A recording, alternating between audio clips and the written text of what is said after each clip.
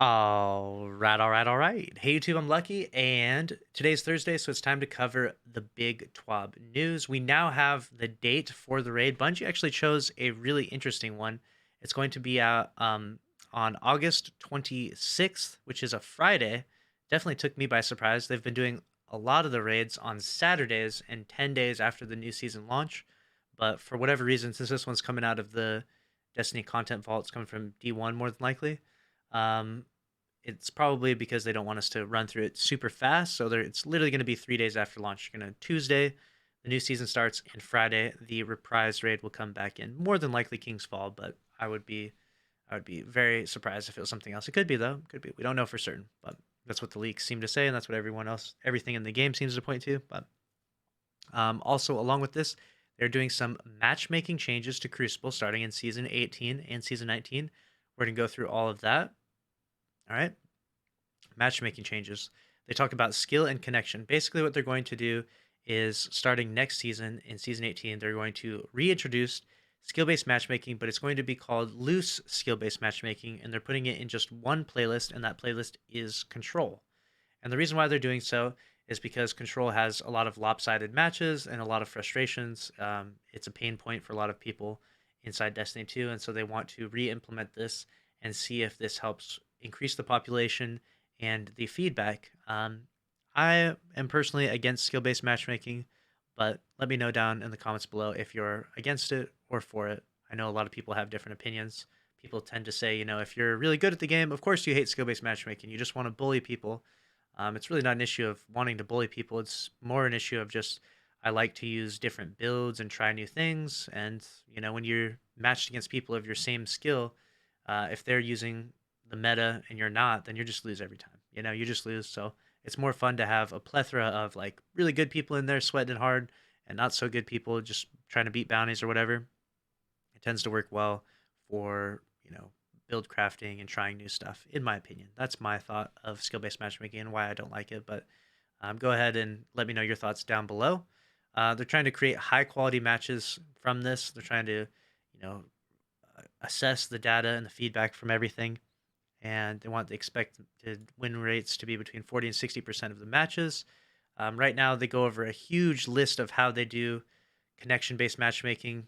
Basically, you match up, they find people nearest to you, and then they divide the teams based on lobby balancing. So, for example, if you live in Utah, and they find a bunch of people that live in states nearby you, you'll pull 12 people together and then they'll divide them by 6 and 6 based on their skill of sorts.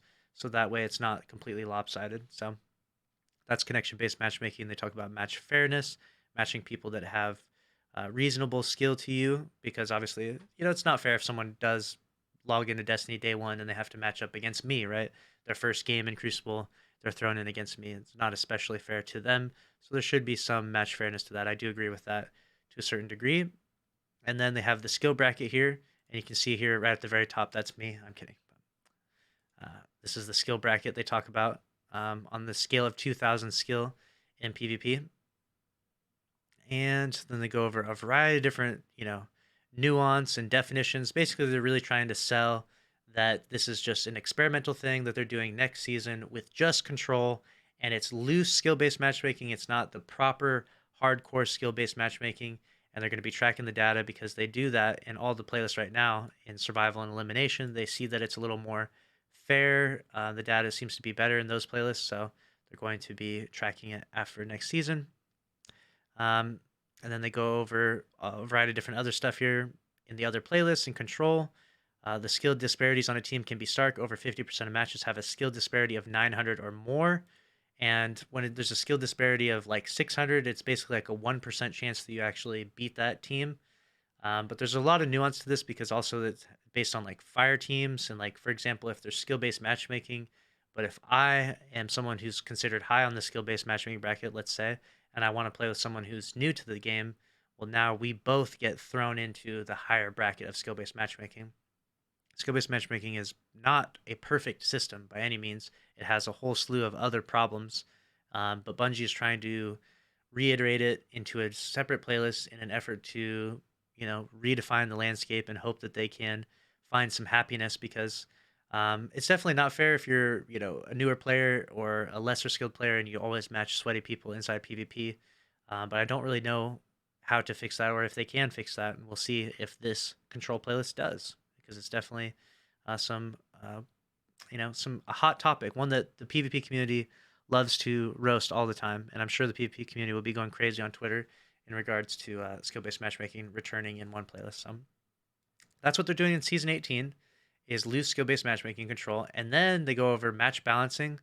They talk about a few different terms: skill-based matchmaking control, connection-based matchmaking, skill-based matchmaking, and then loose skill-based matchmaking. And then they're going to talk about in season 19, they're going to have an entire fire team size matchmaking, basically, where they're going to take into factor the size of the fire team and then the solo queue players that match against them and sort of balance things out a little bit, because I know a lot of people in the comments will agree with this, that when you queue into Crucible and you match a fire team, you just feel so defeated. You're just like, man, they're in a fire team, so there's like an expectance to perform well and to win, right? Like you wouldn't get into a fire team to just lose a bunch, right?